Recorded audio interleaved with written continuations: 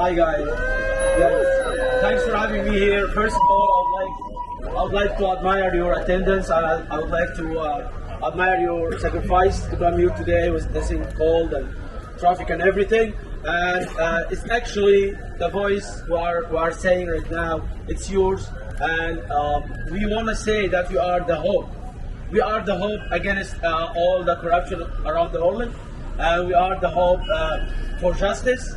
And I wish that our words and our march will impact well to the Canadian government and all over the world. Some people from Egypt right now are watching you, and they feel the hope on you guys. And I wish our message will be very strong enough to change their reality. Thanks a lot.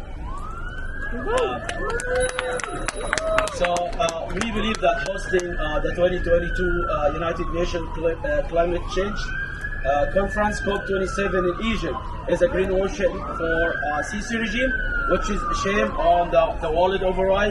And I'm proud Egyptian, and I feel shame of the government of Egypt right now, and I feel shame that world leaders are supporting General Sisi, who came to power by leading military coup.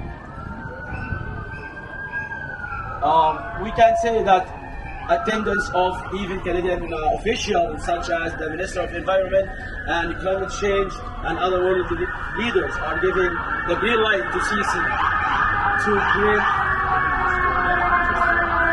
I was saying that attendance of leaders of the worldwide and even Canadian officials to the Egypt United States COP27 is not something very good, and is not something we expect from our leadership here or our government.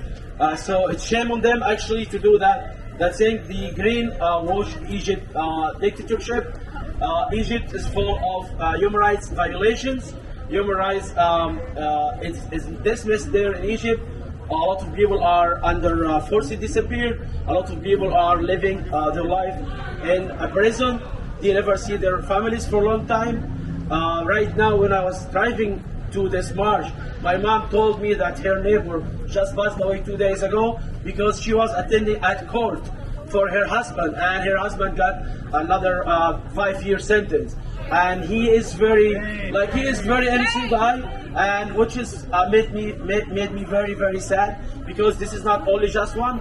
It's about 60,000 prisoners in Egypt, and I'm 100% that the 60,000, all of them, they are innocent. It's just they are activists. They are looking for their freedom. One day before, like 10 years ago, I was in Egypt attending the Arab Spring. I was in Tahrir Square. I was in Alexandria protesting in the streets, and I never want to do anything wrong. I just want my country to be free, and I want my family and myself and my future kids to be free too. So it's very shame that the world leaders are okay with what's happening now in Egypt. Abdel Fattah Sisi said yesterday with Biden, and he told them that, oh, we have improvement about our human rights, which is not right. People still dying in the prison. People still forcibly disappeared. A lot of families, they don't know where is their father or mother or sisters or even young kids. We have here some photos showing that a lot of women are in prison. Women in Egypt are very innocent people. They cannot do a lot of stuff. It's not like Canada, but still Sisi see them as a criminal and give them, some of them, they have a death sentence. So which is a shame and something unbelievable. According to a human rights organization, there are 60,000 political detainees in Egypt, while our regime in Egypt allowing protests for climate action. In Egypt is allowing protests for climate action in front of the conference hall. Egyptian citizens themselves, they cannot speak up. They cannot say anything about the government or about their life or basic rights, which are dismissed there. A lot of people, if they go on the street, they will be shot dead for protesting or will be arrested for unlimited time. The news of this of a political detainees due to lack of medical care has become a daily norm for Egyptians. Unfortunately, the current regime of military coup in Egypt, led by General Abdel Fattah Sisi, came to power through a military coup, overthrew Egypt's first ever democratically elected president, Dr. Mohamed Morsi. He passed away, by the way, even in his jail a few years ago, 3 years ago actually. When Egyptians held a sit-in Rabah Square to protest the coup, the regime committed a massacre against them on August 14, and that's why I have the Rabah flag here, just to memorize these guys who are victims of a dictatorship in our country. We as Egyptian Canadians, and we are Egyptian Canadian Coalition for Democracy, ECCD,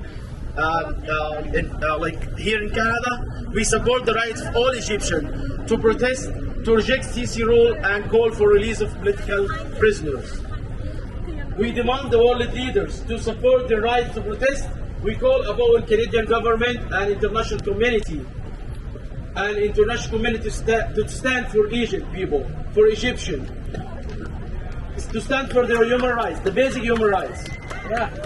And we put pressure on the Egyptian regime to release tens of thousands of political prisoners. Last but not least, I just want to say my own word: justice, in our view, is one piece. You cannot divide it into a few pieces. Just as principles in our life, it's just one principle. You cannot divide it. When a person is insulted and deprived of his freedom and all his basic rights, or being imprisoned or expelled or exiled from his land, you can feel that the earth is about to be almost exploding under his feet. Screaming, the earth will be screaming from excessive injustice and human cruelty to himself and to the nature. Believing that we all must intervene and we all must raise our voices with the highest power to tell everyone involved, enough is enough. Enough is enough, and enough is enough for all injustice and corruption and destruction.